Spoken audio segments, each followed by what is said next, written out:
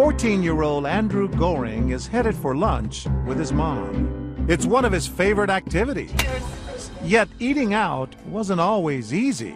Andrew has autism. It used to be very difficult to go out with Andrew. He had a lot of challenging behaviors that made it tough for him to be out in the community. I've heard from a family recently that they were out at the park with their child with autism, and someone actually came up and accused them of being bad parents. The diagnosis of autism is on the rise. The CDC estimates that 1 out of every 88 children in the U.S. has an autism spectrum disorder. So we wanted to see for ourselves how people will react to a child who displays some of the disorder's most common signs. We set up our hidden cameras at the Chit Chat Diner in Hackensack, New Jersey. Actors are playing the role of the parents, the daughter, and the son with autism. Keeping things real is Andrew's mother, Lisa Gorin, who happens to represent Autism Speaks, the nation's largest autism science and advocacy group. As our scenario begins, Anthony, our 14-year-old actor, is already starting to attract attention. Eggs. Eggs. I want eggs. Eggs. Eggs. Repetitive language and behavior are classic signs of autism. I want eggs. My sister's got a lot of eggs. For the next several minutes, Anthony fidgets. He wanders around and generally ignores his parents' requests. Anthony, you want to come back here? Come on, let's go sit down. No one seems too bothered about his behavior. Sorry again. Except, that is, for this man. Excuse me. Can you just, we're in a public place here. Can you, maybe we should go home, all right? Or can you control him? But he's an actor, too. And in the absence of any reaction from others, we ask him to respond the way some people unfortunately do. Anthony's father tries leveling with our disgruntled diner. He has autism. Okay. Is that what? But then, moments later, Anthony knocks his glass over. Oh, I'm sorry. I'm sorry, I'm sorry. I'm sorry, I'm sorry, I'm sorry.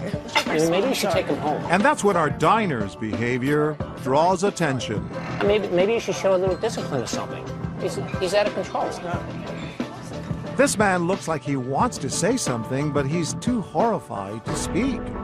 As other customers try to comfort the mom, this school teacher finally finds his voice. Turn around and shut your mouth. His outburst prompts others to offer some choice words of their own.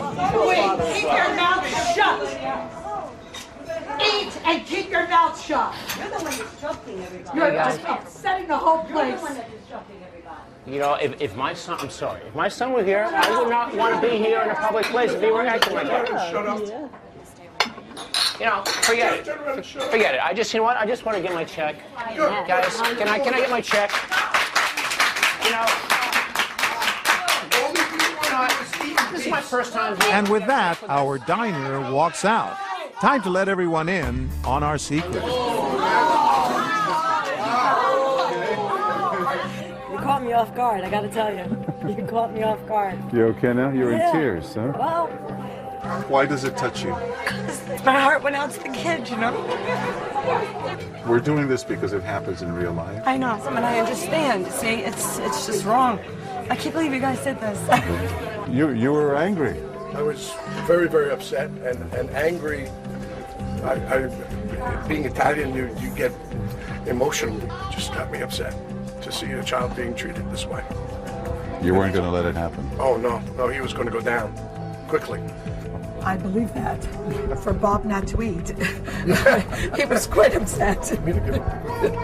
Now, if you're finding it hard to believe that anyone would mistake autistic behavior for misbehavior, listen to this. I'll tell you what autism is in 99% of the cases. It's a brat who hasn't been told to cut the act out. That's what autism is. Michael Savage hosts a nationally syndicated radio talk show that's heard by 10 million listeners a week. What do you mean they scream and they're silent? They don't have a father around to tell them, don't act like a moron, you'll get nowhere in life. Stop acting like a putz. His comments sparked protests from the autism community, and yet Savage insists the disorder is overdiagnosed. We reset the scene and run our scenario again, only this time we try to garner sympathy for our solo diner by having Anthony steal from his plate again. What are you doing? I'm sorry. Your kid just stole a fire off my plate. I'm sorry. And again. Anthony? Hey, yo, dude, come on, what's going on? But no one seems too concerned. Excuse me. Am I off? Did you see what that kid did? Yeah, but I think he has a problem. That's all. What do you mean problem? What kind of problem is that? Like Asperger's or something. He looks perfectly normal to me. I mean, you know, why don't they take him home instead? Because they want him to learn how to be in public. Any chance of our actors scoring points with this crowd is quickly lost when he offers the parents some unwanted advice. With all due respect, maybe you should be strict to parents. I mean, let the kid go home. Because that really is rude, what you're doing right now. I don't want to hear it. I want to hear nothing at all. You're being very rude and disrespectful to these people right here. I don't know you for nothing. You know, I don't know. But I have a little compassion in my heart. I'm sure along with everybody in this room. And you're being a jerk. Why do you have to speak so loud? Okay? I don't, because you're embarrassing them. With that, we tell our family to get up and leave. We'll just try it another time. It's too upsetting. But this woman is determined to stop them. Don't leave. It's one person. I'm really upset now. I don't want you to leave. And then another woman chimes in.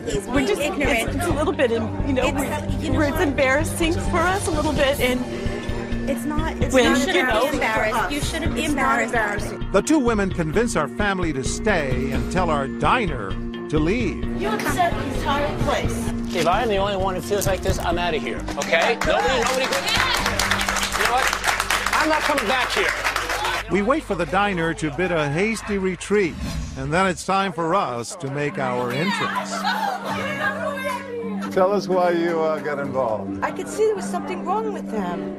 And that guy was just being so rude. And I'm like, God, this is like, where's the cameras? Because this is just like that show. She was going to leave, Oh my and God. you stopped her. Yeah, because she was crying and everything too, and that's not right for one person to make such a big stink.